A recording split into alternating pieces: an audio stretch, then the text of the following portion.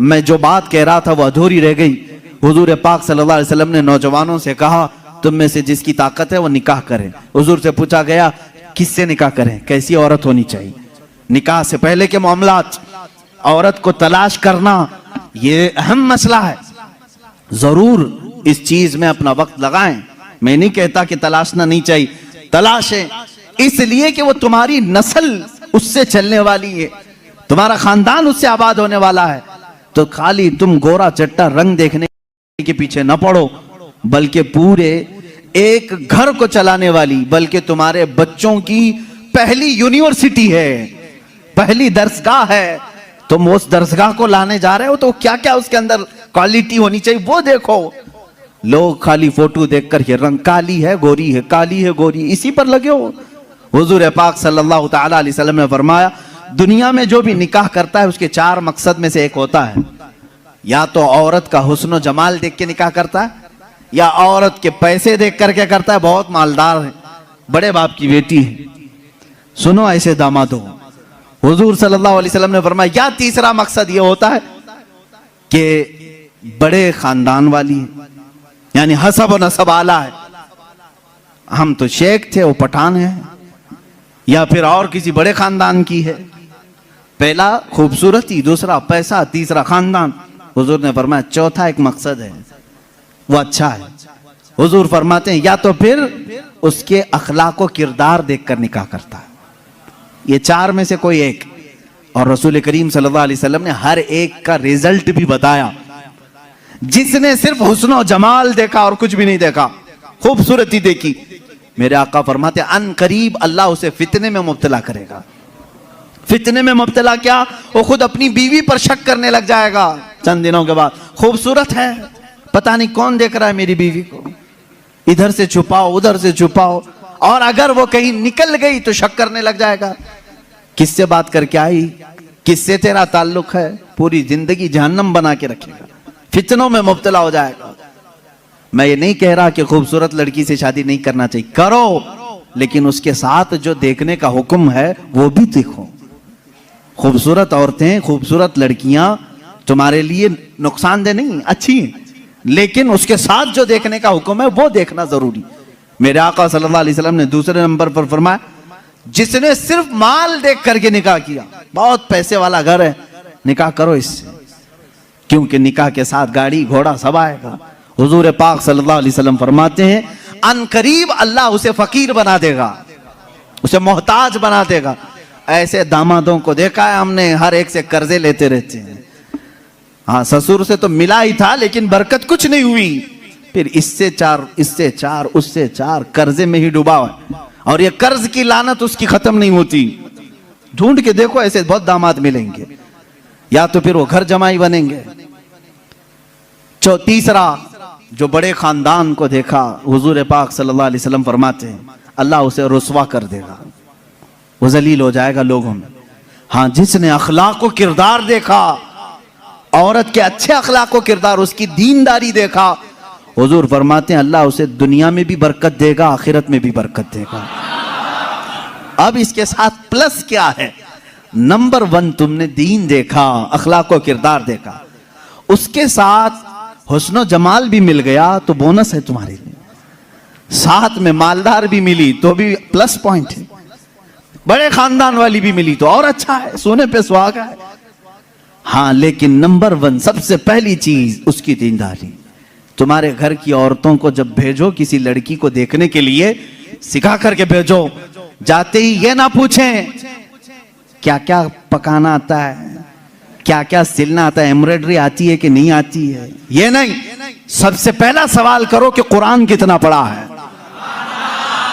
कुरान पाक तजवीद के साथ जानती है नहीं, पहला सवाल करो अपनी बहुओं से। उन सासों के लिए मैं कह रहा हूं, कढ़ाई लिखाई और सिलाई ये पूछना बाद की बात है, पहली चीज उसका दीन पूछो। और उसके बाद मेरे अजीजों, हम सब के लिए सबसे पहला सवाल ये है, उस खातून से ये पूछो कि अहले सुन्नत व जमात से क्या ताल्लुक है। औरतों की तरफ से मर्द के घर जाएं तो भी ये सवाल हो, इसलिए कि ये इश्क़ मुस्तफा की जड़ है। और जहां जड़ खराब हो तो फल नहीं आ सकते। ये सबसे पहला सवाल है कि उसके घर में दीने मुस्तफा कितना है, इश्क़े मुस्तफा कितना है। ये सबसे पहली चीज। अब याद रखना, जिस खातून को इस सवाल के साथ तुम लाए हो, उसकी जिंदगी पूरी अल्लाह रब्बुल इज्जत के जिम्मे करम पर है। फिर औलाद अल्लाह के जिम्मे करम पर है। हुस्न जमाल के साथ अल्लाह तुम्हें बाअखलाक औलाद अता करेगा, बाअखलाक औलाद अता करेगा। लेकिन ये तरीका शादियों का इस तरह से रखो, अगर लोगों को ये मालूम हो जाए ना, आज तुमने रिवाज बना लिया, लड़कियों को देखने आने से पहले सबसे पहले लड़के की अम्मा यही सवाल कर रही है, लड़के की बहन यही सवाल कर रही है, कुरान कितना पढ़ा है, तजवीद कितना पढ़ा है। 2-4 घरों में ये होने लग जाए तो देखो लड़कियों को सबसे पहले अब कुरान पढ़ाना शुरू कर देंगे। क्यों? सबको मालूम है नहीं पढ़ाएंगे शादी नहीं होगी। आज ये एम्ब्रॉयडरी क्यों करा रही हैं? इसलिए कि सवाल तुम पहले यही कर रहे हो, सिलाई आती है कि नहीं। सब लड़कियां सिलाई क्लास में क्यों जा रही? देखने वाले आकर के यही पूछ रहे हैं सिलाई कितनी आती, पकाई कितनी आती। इंडोनेशिया का माहौल मैंने देखा, इंडोनेशिया के हमारे बहुत सारे दोस्त हैं, सबसे ज्यादा मेरे ख्याल से हज पे आने वाले इंडोनेशिया के लोग। क्यों जानते हैं? वहां जो भी लड़की देखने के लिए जाते हैं या लड़के को लड़की वाले देखने आते हैं, पहला सवाल करते हैं हज किया है कि नहीं। हज किया है तो बाप अपनी बेटी देता है, हाजी को दे रहा हूं। और इसी तरह लड़का भी फख्र करता है, मेरे तकरीबन 100 से ज्यादा इंडोनेशी दोस्तों, सबकी औरतें हज्जन है और वो खुद हाजी हैं। कहते हैं हमारे यहाँ शादी से पहले हज करा देते हैं, इसलिए कि इसी बेस पर शादी होती। ये कितने अच्छी चीज है कि दीन का सवाल हो रहा है, दीन पूछा जा रहा है। हाँ, ये तो तुमने लड़कियों से जाकर के घरों में पूछा, कढ़ाई आती है, सिलाई आती है, पकाई आती है। और यही सवाल लड़की के घर वाले जब लड़के पर के पास आते हैं, क्या करते हैं? कौन सी ऑफिस में काम कर रहा है, परमानेंट जॉब है कि प्राइवेट जॉब है, कैसी जॉब है, ये सब सवालात तो है ही। लेकिन धीमे धीमे प्रॉपर्टी भी पूछते हैं, कहां कहां है, कितनी जायदाद है। खुद डायरेक्ट ना पूछें तो किसी से पूछवा लें, बाप की कितनी जायदाद है। ये सवालात हैं। इन बेसिस पर, इन बुनियादों पर जब शादियां होंगी तो खुरापात नहीं तो और क्या होगा। इस्लाम की जो मुकद्दस शादियां थी वो किस बुनियाद पर होती थी जानते? एक वाकया मैं सुनाता हूं तुम्हें। शाह किरमान बड़े बुजुर्ग हैं, बड़े साहब कश बुजुर्ग किरमान के, उनके मुतालिक ये रिवायत है। वो मालदार भी थे, अपने वतन के सरदार भी थे। एक दिन मस्जिद में आए, देखा एक नौजवान है, सीधा साधा है, मस्जिद में बैठा है, एहतिकाफ में लगा है, नमाजों में। रात को देखा आपने आकर के कुरान पढ़ रहा है, उसको ऑब्जर्व करते रहे। तीसरे दिन आपने आकर के उससे पूछा कि बेटा तुम कहां से आए हो, कहां है तुम्हारा घर? कहा बस ये झोपड़ी है। एक छप्पर डाल करके झोपड़ी रखा था। क्या मकसद है? कहा अल्लाह को राजी करना है, बस अल्लाह राजी हो जाए, मैं इसके लिए दिन रात मेहनत कर रहा हूं। शाह किरमान ने पूछा तेरे घर वाले शादी वगैरह? कहा नहीं, मुझे कौन शादी करके देगा, मैं फकीर आदमी हूं, मैंने सोचा भी नहीं। शाह किरमान की बड़ी हसीन और जमील बेटी थी, उनके निकाह के पैगामात शहजादों से आए थे, आपने दिया नहीं था बेटी को। शाह किरमान ने कहा मेरी बेटी है, क्या मैं तुझसे निकाह कर दूं?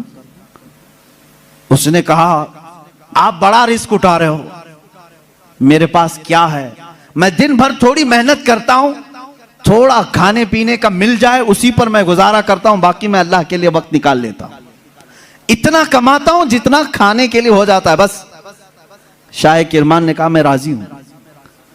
उसने कहा फिर सोच लें, आप मेरा घर देख लें। कहा मैं तुझे देख लिया बस काफी, घर कहां है तेरा वो नहीं। अपनी बेटी से जाकर के कहा एक हसीन शहजादा मैंने तेरे लिए ढूंढ लिया। बेटी भी ऐसी नहीं कि चंचल हो, हुस्न की परी हो तो नाटक और नखरे आ जाए ना, शाह किरमान की बेटी थी। कहा बाबा जान आपने जो फैसला किया वो बिल्कुल सही होगा। कहां घर है? कहा झोपड़ी में है एक, बस जो फड़ लगा करके दरख्तों के एक झोपड़ी बनाया हुआ। ये शाह किरमान की बेटी वक्त के फरमा रवा वहां के सरदार और हाकिम की बेटी तैयार है। आपने जरूर उस नौजवान में कोई तकवा देखा होगा। कहा मगरिब में आए, मस्जिद में निकाह हो गया, मस्जिद में निकाह हो गया और दूल्हे से कहा आजा अपने घर, हमारे घर खाना खा ले और अपनी दुल्हन को लेकर अपने घर चला। निहायत सादगी से शादी हुई। दूल्हे की तरफ से कोई नहीं, मस्जिद के जो नमाजी थे वही आए, दुल्हन के घर पहुंचे। शाह किरमान की बेटी के यहां दावत हुई। रात को दुल्हन को लेकर ये आए झोपड़ी में। झोपड़ी में सिर्फ एक बिस्तरा लगा था, पर्दे का दरवाजा था, पर्दा गिराया और एक सुराही पानी की रखी हुई है, जिसमें मटका जिसको कहें आप, उस पर एक आधी रोटी रखी हुई है सूखी। खातून आई, सबसे पहले पूरी झोपड़ी को देखती रही और उसके बाद पूछी ये रोटी किस चीज की है। कहा आज कमाई के लिए नहीं गया, आज शादी थी तो आज आधी रोटी खाया हूं, कल के लिए इसको रखा हूं, आधी रोटी बचा कर कल के लिए रखा हूं। वो रोने लगी। खातून कहती मुझे लगता है मेरे बाप ने गलत फैसला किया, मैंने तेरी बड़ी तारीफ सुनी थी। वो नौजवान कहता है मुझे मालूम था बड़े घर की औरतें हमारे साथ कैसे रह सकती हैं, तुम बड़े बाप की बेटी हो। वो शहजादी कहने लगी ना, बड़े बाप की बेटी बड़े घर की तमन्ना नहीं कर रही है, मुझे मेरे बाप ने कनाअत और तवक्कुल सिखाया है अल्लाह की जात पर। मुझे इस बात का एहसास हो रहा है कि मेरा निकाह मेरे बाप ने उस शोहर के साथ किया जो आज खा करके कल के लिए बचा रहा है। क्या तेरा इतना यकीन नहीं जो आज आधी रोटी दे सकता है वो कल भी तेरा रिस्क देगा? तवक्कुल तेरा क्यों नहीं अल्लाह की जात पर कि आज जो तुझे खिलाया वो कल भी खिलाएगा? तूने बचा करके इस तरह रखा तो मुझे एहसास हुआ। मेरे अजीजों, ये है वो इस्लामी शादियां, नौजवान इतना परहेजगार कि आई हुई खातून उससे बड़ी परहेजगार, उससे बड़ी मुतवक्किला, अल्लाह की जात पर यकीन रखने वाली। यहां सारी चीजें मैंने इसलिए सुनाए नौजवानों, जिंदगी सिर्फ हंसी खुशी खेल कूद पिकनिक सैर सपाटे के नाम नहीं, एक दूसरे की जिंदगियों में उतर जाने का नाम है। एक बहुत ही एतमाद के रिश्ते का नाम है। दोनों के दरमियान इतना एतमाद हो, इतना भरोसा हो। अब शोहर और बीवी का भरोसा, एक और भी बात मैं बताऊं, बीवियां भी सुन रही होंगी, औरतें भी। जो औरत अपने मर्द से मोहब्बत करती है और जो मर्द अपनी औरत से मोहब्बत करता, सिर्फ मोहब्बत करने वालों के लिए पैगाम है, क्या तुम ये चाहते हो कि तुम्हारी बीवी हमेशा तुम्हारे साथ रहे? यहां हो सकता है आप डर करके बोले या खुशी से बोले, कुछ भी बोलो आप, लेकिन जो मोहब्बत करने वाला वो कहेगा हाँ मुझे तो रहना है। बाकी जिसके लिए आफत है वो तो कुछ भी बोलेगा। औरतें जो मोहब्बत करने वाली, मैं ये कहूंगा, क्या तुम चाहती हो कि तुम्हारा शौहर भी हमेशा तुमसे मोहब्बत करे और तुम हमेशा उसके साथ रहना चाहती हो? तो मेरे अजीजों, बुजुर्गों ने लिखा है, वो कितने बेवकूफ हैं वो लोग जो आपस में एक दूसरे से मोहब्बत करते हैं। दुनिया में हर औरत चाहती है कि मेरा शौहर छोड़ के कहीं ना जाए। मर्द ये चाहता है कि मेरी औरत मेरे अलावा किसी और को न देखे। उन दोनों के लिए चाहिए कि कल क़यामत के दिन जब फैसला हो जाए, जब फैसला हो जाए, मेरे आका सल्लल्लाहु अलैहि वसल्लम ने फरमाया, अगर दोनों की नेकियां आ गई, पास हो गए, तो जन्नत में भी अल्लाह ताला उन्हें साथ रखेगा। और अगर उसमें से एक बेनमाजी था तो मर्द दोजख में जा रहा होगा, औरत जन्नत में जा रही होगी। औरत बेनमाजी थी, मर्द नमाजी था, मर्द जन्नत में जा रहा होगा, औरत दोजख में जा रही होगी। मैं ये समझता हूं मोहब्बत करने का एक तकाजा ये होनी चाहिए कि जब दुनिया में हम एक दूसरे को छोड़कर रहना पसंद नहीं करते, तो एक दूसरे को नेकियों की इतनी तलकीन करो कि कल क़यामत के दिन भी नाम पुकारा जाए तो हमारा दोनों का नाम जन्नत में जाने वालों में हो। मैं भी उसके साथ हूं, वो मेरे साथ हो, ये मोहब्बत है। औरत को चाहिए कि अपने मर्द को नमाजों की तलकीन करे, मर्द को चाहिए कि अपनी औरत को नमाजों की तलकीन करे। ये है इस्लामी जिंदगी, जिसमें आप खुशियों की और बहुत सारी मुसर्रतों की बहारें देखेंगे। अल्लाह के नबी सल्लल्लाहु तआला अलैहि वसल्लम की आइली जिंदगी और आपकी अज़दवाजी जिंदगी पर मुझे आज गुफ्तगू करनी थी। जो कुछ भी मैंने कहा है मेरे अजीजों, ये नमूने अमल है हमारे लिए। अल्लाह रब्बुल इज़्ज़त हमारे सबके बच्चों के मुस्तकबिल नेक फरमाए। हर आने वाली दुल्हन को मौला ताला आने वाले ये घर वालों के लिए बरकतों और रहमतों का जरिया बनाए और दोनों के घरों में इत्तेहाद और इत्तेफाक मोहब्बतें नसीब फरमाए।